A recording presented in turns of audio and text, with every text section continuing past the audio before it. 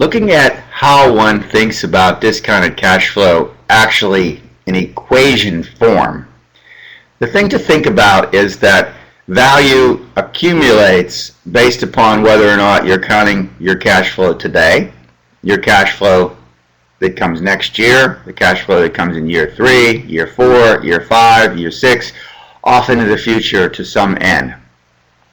So you want to understand what the value of what you have today is, what the value of what's coming next year is, what the value of what coming the 3rd year is, the 4th year, the 5th year, all the way out. Each of those we assume has a discrete value.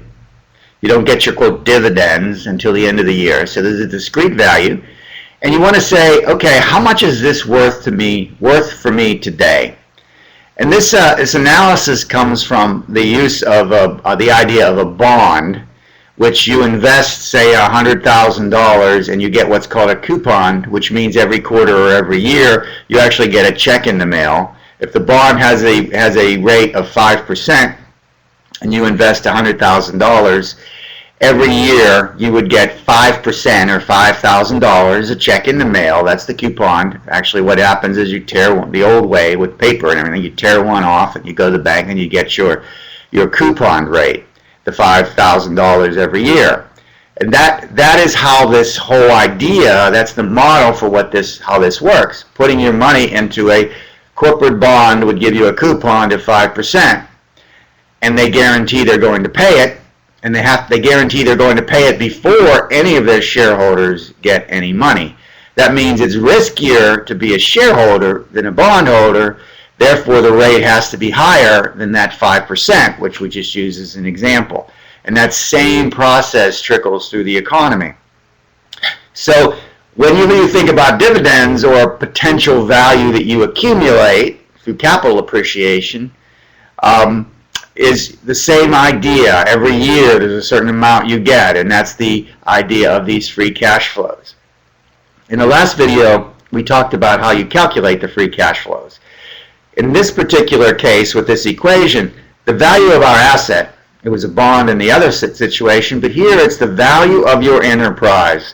This is Jim's Company A. Jim's Company A, what's it worth? Well, it's worth the amount of dividends that come from the company the first year, the dividends that come the second year, net any negative outcomes I have to put into it in order to get it started, which is this free cash flow 0.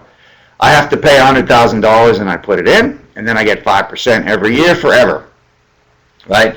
So the idea when you think about this particular equation, you think about your business plan and business model and what the startup investment is, how much money you have to get started. You have to buy equipment, you have to get a lease, you have to buy a truck, whatever it is you have to do. That $500,000 or $200,000 is free cash flow 0.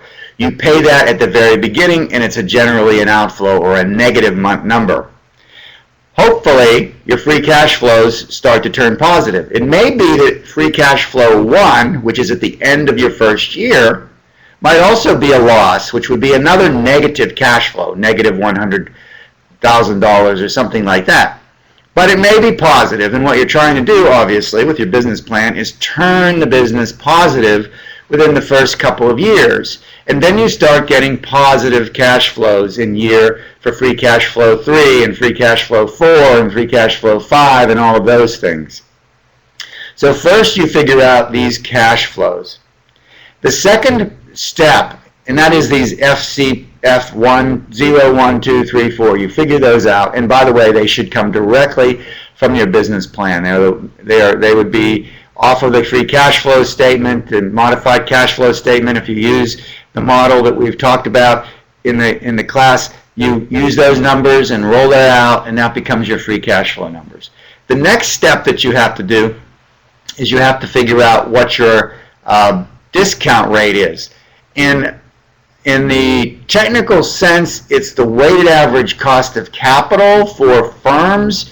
This is in the financial industry that you can actually calculate this, your cost of equity from looking at things like beta and alpha, and your cost of debt based upon what your rates are, average those together and put your tax implications in there, and you have a calculation of weighted average cost of capital, which you learn from finance.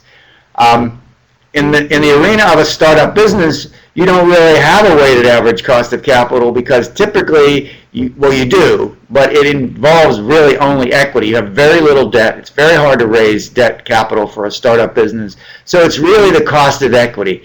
And all of your paid-in capital and your liabilities are essentially equity other than your current liabilities.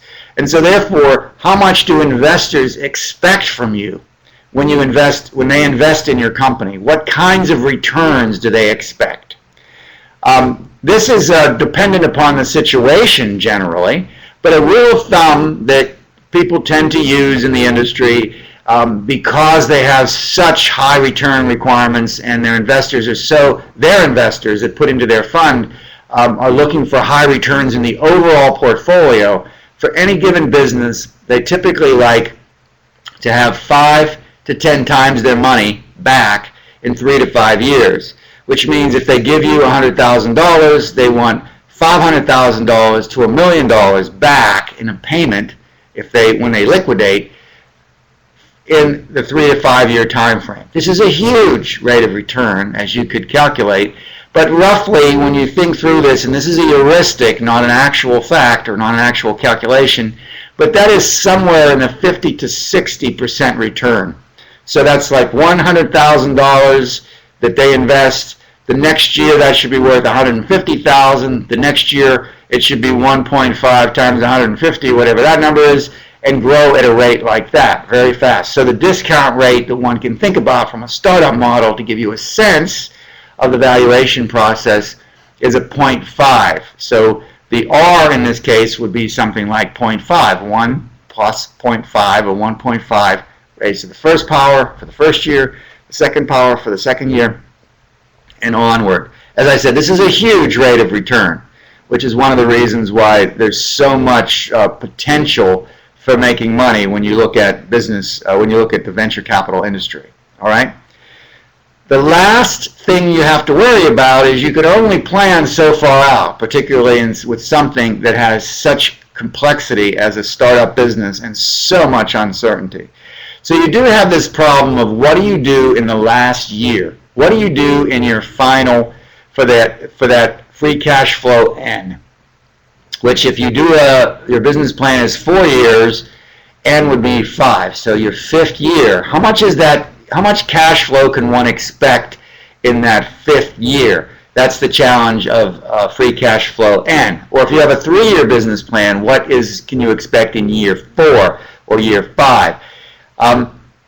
We're going to talk more about this particular calculation specifically in the next video.